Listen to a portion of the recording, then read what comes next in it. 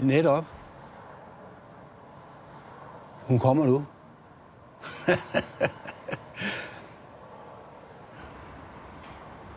Ja, hun er lidt kuk. Hun bliver nok aldrig bedre. Jeg burde op til en strømme på bånd.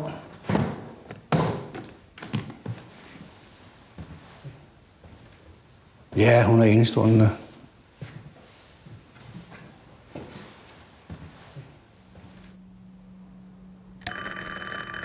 Nu kommer hun.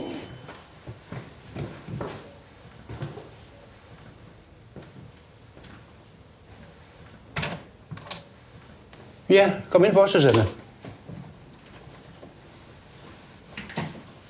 Du kender jo selv vejen.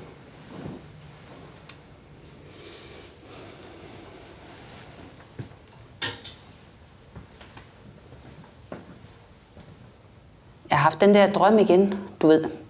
Jeg har fortalt dig om den før. Den, hvor jeg går ned ad sådan en uendelig lang gang. Der er døre på begge sider. Jeg går hen til den første dør, hvor jeg går ind. Og inde bagved, der er sådan lidt mindre mørkt, helt mørkt rum. Jeg begynder at famle mig rundt. Pludselig, så er der en pære i loft, der lyser op, og jeg bliver fuldstændig blændet. Og jeg kan se nu, så ser jeg min mand, han sidder derude midt på gulvet på en stol, og han er bagbundet. Sådan blod i hele ansigtet.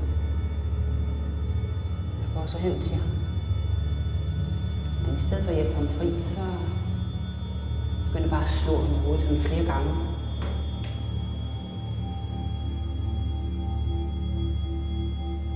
Jeg går ud igen. Hen til den næste dør. Den åbner jeg også. Går ind. Ned ad gangen. Jeg åbner den næste dør. Derinde, der står en seng. Indtil den. Så jeg vender mig om og går ud igen. Så pludselig så vil jeg ned ind på sengen af. Jeg vender mig om. Og der ligger min mand. Men han er ikke alene.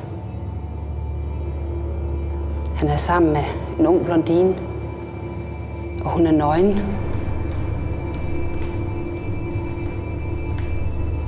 Tror du, det betyder noget?